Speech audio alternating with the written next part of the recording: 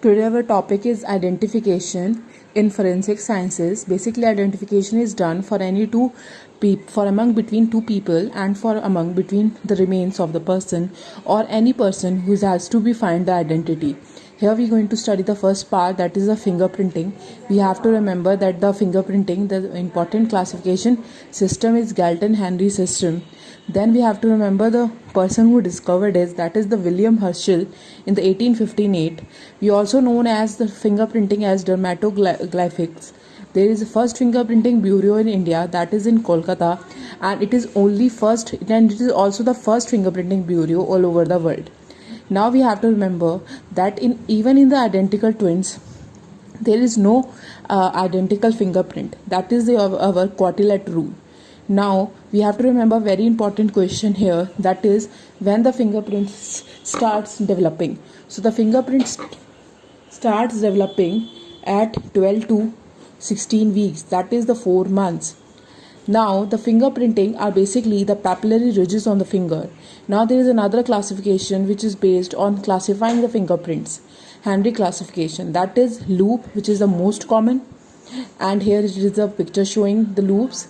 Here is the holes, here is arches, composite. And there is also some methods by which there is permanent loss of fingerprints, that is by using radiation, leprosy, charring, dermatophagia pigmentosa, electrical injury and irradiation.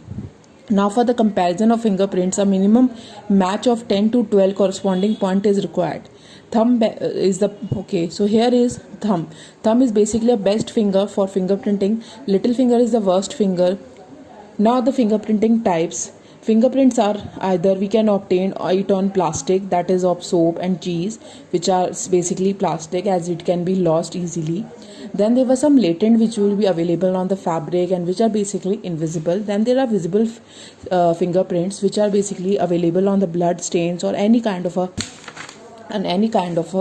stain. Now the latent fingerprinting, which is usually we know that the latent fingerprints are invisible. So how we know how we can make them visible? But if they are present on a fabric, we can make them visible by AgNO3. If they are present on a paper, we can make them visible through iodine osmium tetroxide. If they are available on the glass, we can make them visible through scanning electron microscope. And there are other chemicals which we can use. These are barium products, nihydrin and cyanoacrylate. So another important point here is the fingerprint patterns can be obtained up to a depth of 0.6 mm. Okay, so the best method is optical frustrated total internal reflection. Now what are the other methods of identification? That is the poroscopy, which were basically discovered by Edmund Locard, which he also gave a basically very famous principle, which is the exchange principle. And the poroscopy basically classify on the basis of the pores. Pores we can identify up to 1 mm ridge. Okay, now palatography, which is based on the person's heart palate, which is given by Allen. Now it's also known as rogoscopy. Now there is another print, which is chiloscopy, which is a lip print, and it is discovered as Suzuki. Now there is podoscopy, which is a footprint in children. We use it in children's. Now there is superimposition technique, which we use on skull X-ray, and not only on skull X-ray, not on any other bone like pelvis. And basically it's not a confirmatory test. It is discovered by Glaister. Now there is another edgeoscopy, which is examined of unique details, edges of individual finger print ridges. Okay. Skull X-ray versus the negative of photographs. How the skull X-rays are basically compared to the corresponding points, and the negative of photograph differences corresponding points suggest that the specimen and radiograph don't belong to these persons. This is about the superimposition technique. Now we're going to study about anthropometry. Anthropometry, there is Bertillon system, which is used for identification. There is also known as portrait parley. Now there are some biological specimens also available for anthropometry. These are body marks, body measurement, descriptive data. Like body mark, we have tattoo mark, which could be live, dead and decomposed. All of these are could be detected up to lymph node level. So if they are invisible or if they have faded, we can obtain them by using infrared photography. Now what are the dyes which we use? These are Persian blue, cinnabar, malachite green, vermilion, Indian ink, and they can be erased by either burn, corrosive, dry ice, enzyme, papain, and famous Sydney shark arm case. So basically, there is famous Sydney arm case, that is a famous case, Sydney shark arm case. Basically, Sydney shark arm case is a very famous case, which is basically happened in Sydney, where there is a shark which was being obtained by a fisherman. He found the shark is having something in its abdomen, which is in person's hand, which is having basically a person's arm, and it is having a very characteristic tattoo. On investigating, the police found that the tattoo belonged to a person, and on investigation, the investigation is basically done, and the victim is basically the justice is being given to the victim, and the culprit is being punished. And there is also black areas in the tattoos, which are the least likely to fade on years. Now we're going to learn about corpus delicti, which is the essence of any crime. When there is a crime, there is identification of the body is very important, which we can done by close the evidences, or there is any weapon. Okay, so there is cephalic index, which is basically used for the races. It is breadth of skull upon length of skull into 100, which is dolichocephalic, mesaticephalic, brachycephalic, which is 70 to 74.9, which is in Negro pure Aryan, and mesaticephalic, which is in 75.2 to 79.9, which is found in Indian. That is the characteristic. And brachiocephalic type of skull, which is found in American. Okay, the brachiocephalic is due to early fusion of coronary suture.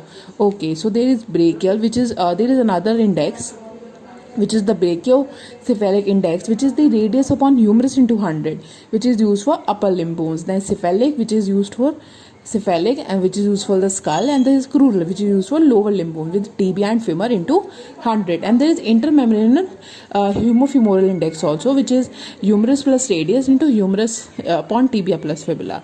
Okay, so basically race aa jati hai. The race are of three types. The race is having three types of orbits. It could be round, it could be square, or it could be triangle. Round, it will be Mongol. Square, it could be Negro. Triangle, it could be Caucasoid. And these are the medulla of the hair. Hair is also different. Like in a Mongol, there is circular, non-fragmented. In a Negro, it is a kidney shape. Cuticle is absent, and in oval, in Caucasoid. Now we have the teeth examination. There is cerebellar cusp, which is a maxillary molar of Caucasian. So there is cerebellar cusp. There is maxillary molar of Caucasians, and Mongol teeth, they have shovel-shaped incisor, which is an important point. They have pointed canine, they have bull-like tooth, they have enamel pearl, and they have Negros have large teeth with one cups in the molar tooth. Now there is earliest tooth to empty in the primary dentition, which is the mandibular central incision. Okay, this is a very important point. What are the secondary sexual characters? And there is a mnemonic for it. The PG must for all boys, and this is the mnemonic. The males have testes, penis, pubic hair, growth spurt, mustache, axillary hair, and beard. This is the females: thallus, pipage, growth spurt, menarche, and axillary hair. Now we have the sex determination by bones. There is Krogman's table, pelvis, which says that 95% of is the basically gives the best accuracy in the sex determination. The 14 to 60 year is the age where the confidentially we can determine the sex of the skeletal remains. Skull gives 92%, pelvis 98%, long bones 80%, and hundreds whole skull. So the differences of the male and female skeletons: the male skeletons are large and heavy, females are small and light. They have bony prominence more prominent, and their frontal eminences are large, and they have deep funnel shaped, they have flat bowel shaped, they have inert shaped, they have oval shaped, they have angles decreased, they have periauricular circles, which is an indicator of the sexes also, which is absent, and here it is present. There is greater sciatic notch, there is a wide, large, shallow, and there is a calotic line, which is the line connecting the sacrum to the pelvis. There is a pelvic part, which is the prominent. There is bony index value, which is the sciatic notch index, and there is a bony index value, which is best bony index to determine. There is a sacral index, there is a degree sacral index, there is a ischial spine, which is inverted. Here it is inverted. There is Ashley rule, which says that sternum length is increased, here is it decreased. There is Hartle law, which says that the length of the body of the sternum increases, and there it says the length of the sternum is basically decreases. There are other differences between a male and female. They have large and large tooths.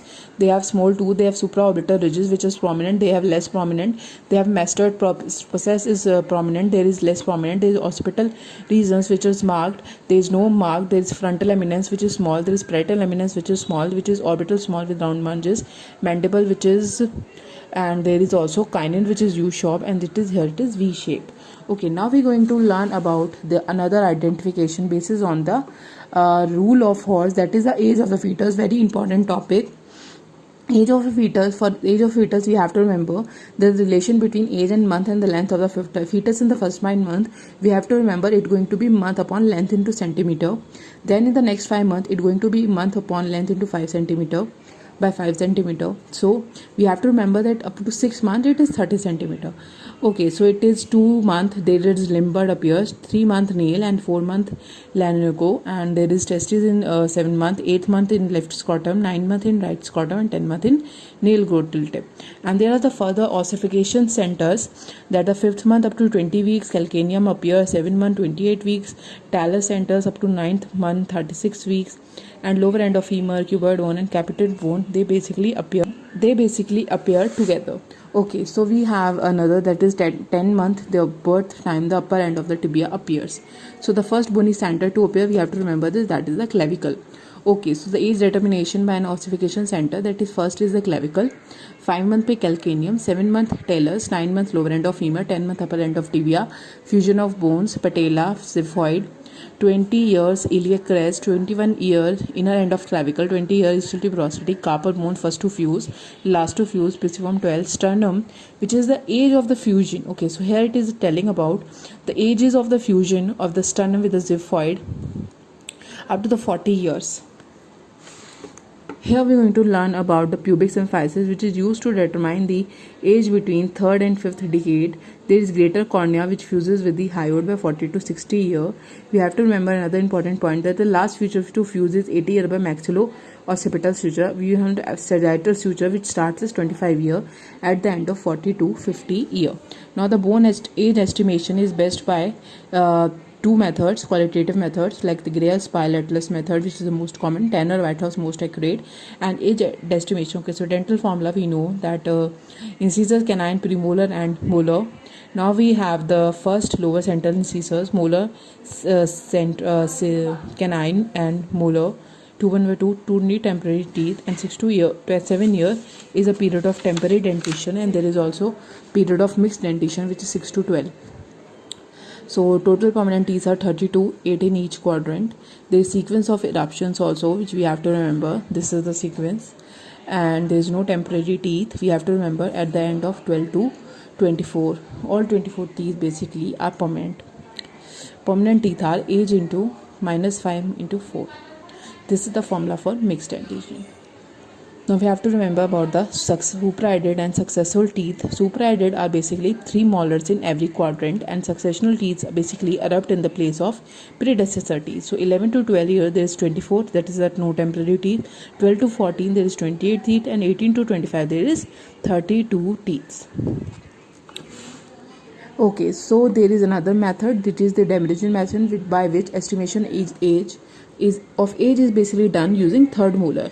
Okay, now talking about the dental charting formula, we have the Palmer notation, universal formula, which is 1 to 16 and 32 to. Okay, so FDI says it's like this: 1 and 2, 3 and 4. This is the right side and the left side, and this modified FDI. These are the further methods. Here's the very important method, that's the Heydrop method, that the upper teeth are positive and the lower teeth are negative. Okay, so age basically determined by the Steffen method. There is 6 X-ray criteria basically for the age of 25 up to years. Best are incisors and worst tooths are third molar. Translucency is basically best up to 30 years. We have to remember the most reliable method also. Modified Steffen-Tallis method, STEC method, which helps to identify the age of the infant by measuring the dimensions of the tooth. Here is the stature of a person, which we can help it the persons to identify the person's height. Okay, so basically a person's any bone can help us. Like for a femur, we can identify the length of the person by 3.7. Like the length of the femur into 3.7 will help us to find the normal height of the person.